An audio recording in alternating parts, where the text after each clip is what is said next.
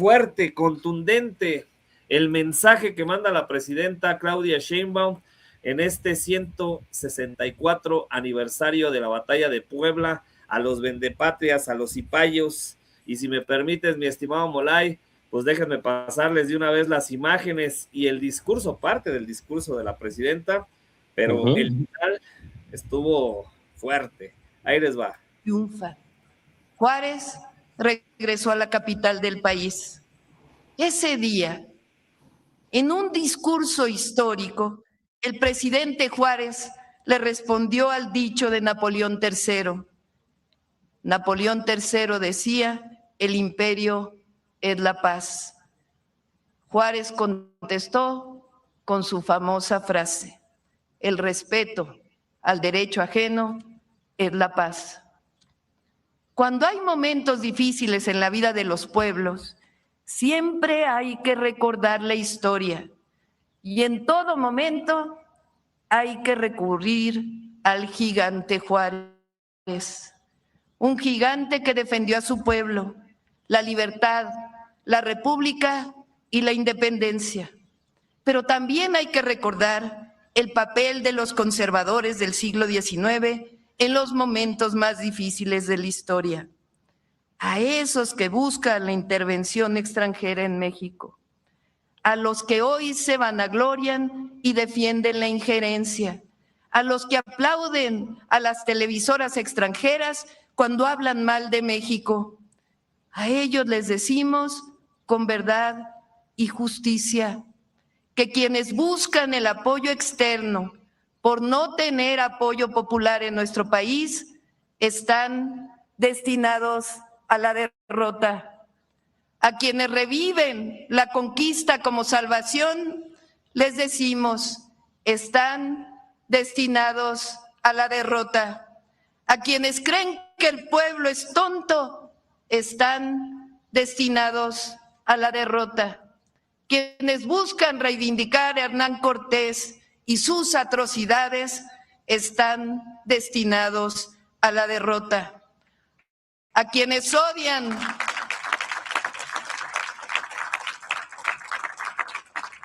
están destinados a la derrota moral.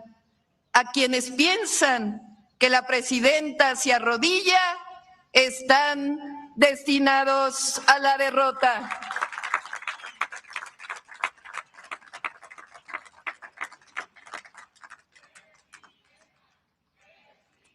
Así, recordando al gran Benito Juárez, tras el triunfo de la República sobre el Segundo Imperio Mexicano, dijo: el triunfo de la reacción es moralmente imposible. A nuestros vecinos, a Estados Unidos, le decimos: recordemos el gran momento de relación entre Juárez y Lincoln, el reconocimiento de la República y el apoyo a Juárez es de las acciones más loables de nuestra histórica relación. Pero también a cualquier gobierno extranjero somos claros y contundentes. La historia nos dice que el pueblo de México no se equivoca cuando se trata de defender la soberanía nacional. Las y los mexicanos aprendimos bien la lección que nos dieron los liberales, los chinacos, los juaristas, los acapuastlas, que resistieron la invasión en 1862. Ninguna potencia extranjera nos va a decir a los mexicanos cómo nos gobernamos. Somos libres, como los indígenas que partieron a las montañas durante la conquista para conservar su derecho a organizarse como ellos decidieran. Somos un pueblo que ama su libertad, su independencia, su soberanía y estamos dispuestos siempre a defenderla. La libertad y la independencia son justicia y soberanía.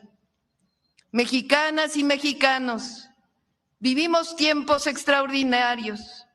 No olvidemos nunca que el camino siempre está marcado por la honestidad, por el amor al pueblo y por el amor a la patria, a la independencia, a la libertad y a la soberanía.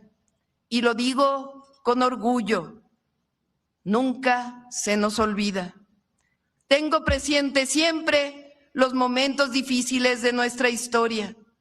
Tengo presente siempre a los grandiosos héroes y heroínas de la patria, desde los niños héroes hasta el gran Ignacio Zaragoza. Y como decía Benito Juárez, el respeto al derecho ajeno es la paz. Cada embate, cada herida ha fortalecido el espíritu de este pueblo, del pueblo de México, decidido a ser siempre libre. Nada puede estar por encima de la soberanía y de los intereses del pueblo de México. Mexicanas y mexicanos, recordemos siempre, como nos enseñó Vicente Guerrero, que la patria es primero. ¡Viva el general Ignacio Zaragoza! ¡Viva! ¡Viva Benito Juárez García! ¡Viva! ¡Viva el heroico pueblo de México! ¡Viva! ¡Viva la heroica batalla de Puebla! ¡Viva! ¡Viva México! ¡Viva! ¡Viva México! ¡Viva! ¡Viva México! ¡Viva! Ahí está el fuerte y contundente mensaje de la presidenta de México, aunque a Pamela Córdoba Sánchez no le guste y diga que somos propagandistas del régimen autoritario. Bienvenida. Bienvenida a Pamela Chu.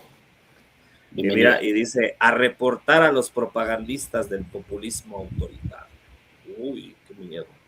Pero bueno. Mi estimado Bolay, pues dame tu opinión sobre este gran discurso de la presidenta. En este momento, creo que vamos a tocar los temas del Honduras Gate, que vamos a hablar de la derecha en México, la ultraderecha que viene con estos personajes, el tema de Rocha Moya, Maru Campos, en fin, varias cosas que están ahí en el tintero.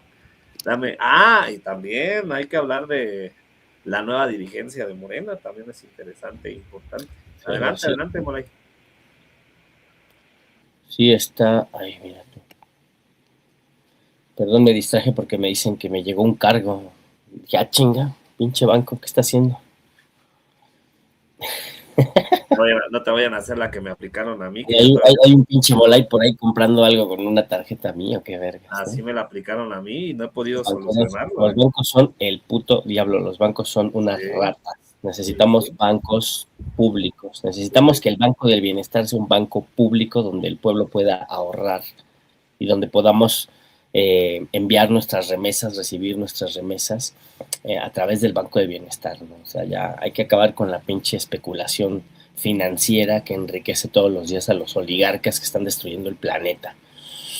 Dicho lo anterior, también hoy, además de ser el 164 aniversario de la Batalla de Puebla, hoy es el cumpleaños 208 del señor Carlos Marx. Fíjense cómo la historia de nuestro país se vincula con la historia mundial de una forma tan curiosa, porque justo en 1848, que es cuando cae nuestro ejército en las batallas de la Guerra de Intervención Gringa, en 1848, en febrero del 48 de ese mismo año se publica el manifiesto del Partido Comunista. Fíjense nada más. Entonces así estamos vinculados a la historia mundial. Entonces el homenaje a uno de los teóricos más importantes de la lucha de los trabajadores a nivel mundial, don Carlitos Marx, en sus 208 años de existencia. Hay que leerlo, hay que estudiarlo, hay que criticarlo para entender el mundo en el que hoy vivimos, curiosamente. Y para hacer el análisis crítico del momento histórico en el que hoy vivimos y del discurso de nuestra presidenta Claudia Sheinbaum, y de la reacción, ¿no?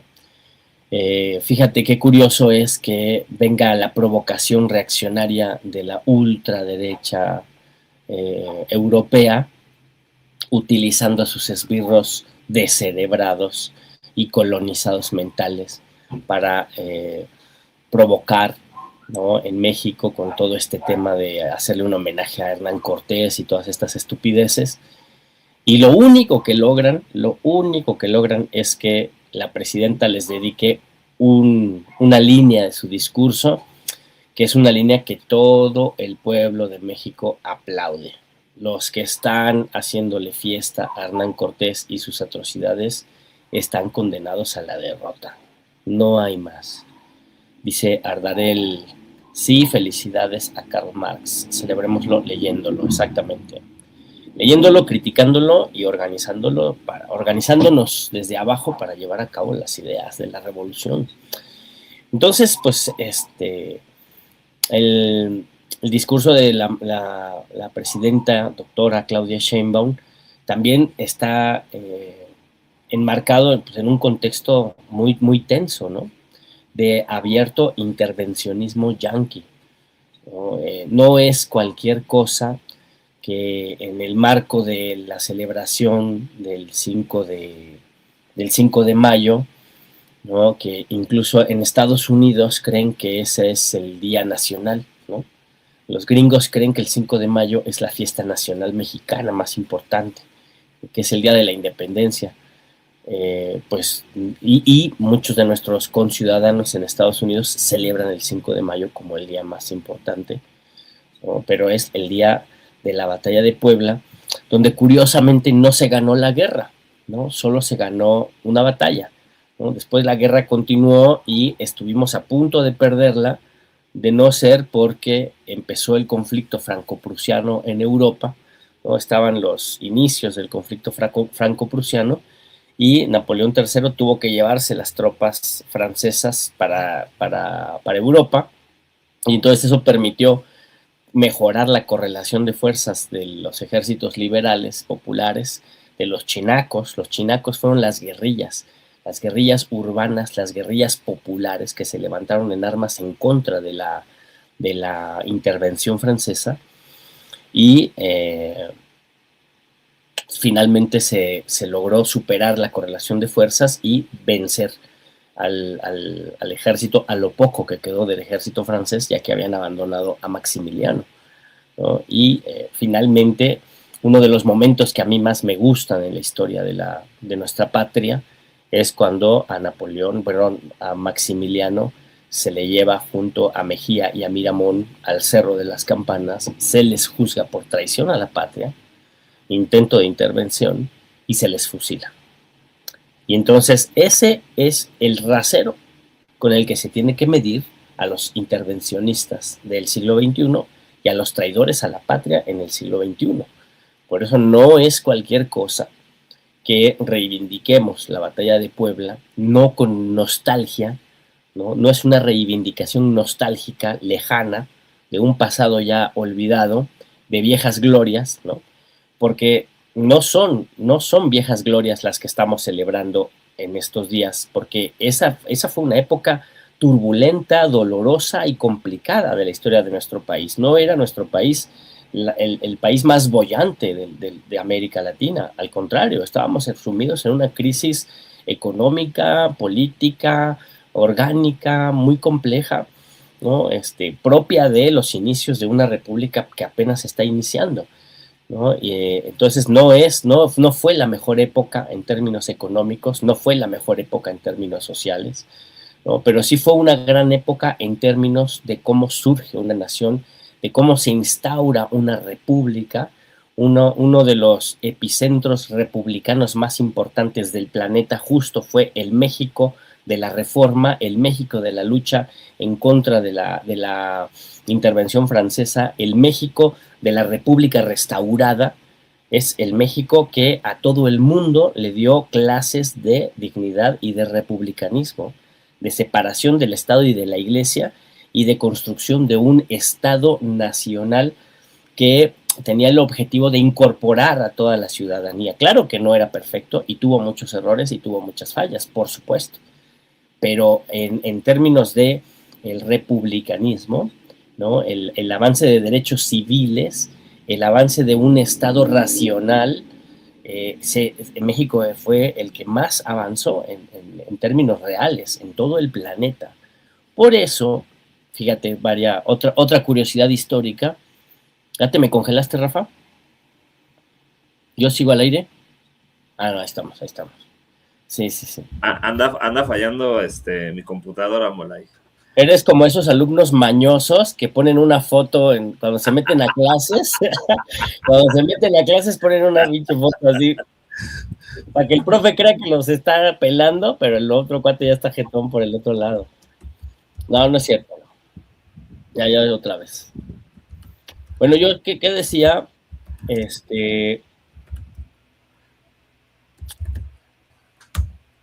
Otra anécdota histórica que tiene que ver con ese impulso republicano de México en el siglo XIX, a partir de la guerra contra los franceses, de la batalla de Puebla como hito histórico, pero luego la derrota del ejército francés y el fusilamiento de Maximiliano. Una señora ilustrada republicana italiana admiraba mucho a Benito Juárez y le puso a su hijo el nombre de Benito y se apellidaba Mussolini, ¿no? Entonces Benito Mussolini, el gran dirigente fascista que implantó el terror en los años 20, 30, 40 en el siglo XX, pues tenía el nombre de Benito por nuestro Benito Juárez. Vaya curiosidades de la historia, ¿no? Y entonces, pues de ese tamaño es nuestro país, nuestra república, nuestra defensa de la soberanía, ¿no? La soberanía, lo ha dicho la doctora Claudia 2 semanas atrás, lo ha estado insistiendo. El lunes pasado fue contundente al respecto. Hoy en su discurso no cabe la menor duda. La soberanía de México no es un asunto leguleyo, no es un asunto jurídico, no es un asunto de ornato, no es un tema de discurso, tiene que ver con la fundación misma de la República y tiene que ver con los derechos del pueblo, con la defensa de la justicia y con la defensa de la libertad, ¿no? En esos elementos se funda la soberanía de nuestro país, en la autoridad del pueblo como sujeto del poder del Estado. El soberano en nuestro país es el pueblo. No es la presidencia, no es el Congreso, no es la religión, no. El soberano en nuestro país es el conjunto de las masas populares que, conscientes, organizadas y movilizadas, deciden su destino. De ese tamaño es el concepto de soberanía a la mexicana. No lo hay en otros países, amigos míos. No lo hay. Qué interesante y qué fuerza le tenemos que dar a nosotros que estamos viviendo ahorita, si no a ese grado de complejidad, pero que sí hay un grado de complejidad en estos momentos por el asedio, por lo que se está viviendo contra Estados Unidos, donde estamos viendo cómo se está reconfigurando la ultraderecha internacional, el ente sionista, el capital y todos estos intereses, Molay, el cómo realmente sacar esa fuerza y no dejarnos vencer ante lo que intenta hacer la derecha, ante lo que intenta hacer pues estos personajes que buscan dividir, buscan narrativas falsas para decir, son un narcoestado, son un narcogobierno, son los malos, nosotros somos los buenos, porque así lo manejan. Y traen una campaña en todas las redes sociales y en la calle. Digo, hago mención en la semana, no sé si viste lo que le hicieron a Noroña ahí en el Cardenal, ¿no? Sí. Que le dicen narcopolítico. De una manera tan miserable, cuando Noroña ni tiene nada que ver. Digo, como pero no importa. pero que lo quieren englobar y lo quieren meter a todos en el mismo saco. Narcopresidenta, que ya lo quisieron hacer con el presidente, previo a las elecciones del 24, con el tema de ProPublica, de Tim Golden, lo que dice Anabel Hernández, los que le hacen segunda de los que periodistas de investigación, pero que hasta el momento no han mostrado absolutamente nada. No sé si viste el comunicado de ayer de la Fiscalía, que va a seguir con el tema de Maru Campos, que es brutal. La semana pasada, el viernes, de que le pone un estate quieto al Departamento de Justicia de los Estados Unidos, que ahí yo lo veo en dos vertientes, no sé tú cómo lo veas, pero a mí me llamó la atención de ponerles no solamente un parón y decirle, a ver, si dices que tienes pruebas en contra de Rocha Moya, pues vamos a hacerlo de manera institucional, entre las dos partes, entre los dos estados, entre los gobiernos, para que me mandes la información que tú dices que es fehaciente y que efectivamente tiene esta narrativa. Pero también les pone un parón en el sentido de que no vuelvan a hacer lo mismo, porque esto lo hicieron político. Esto fue para darle la oportunidad de cómo defenderse a la oposición con el tema de Maru Campos. Pero no nada más. De humo y voltear a la caja chicna, como decimos aquí, para decir, es que nosotros combatimos al narco y ustedes son el narco. Perdón, no la ibas a comentar algo. No,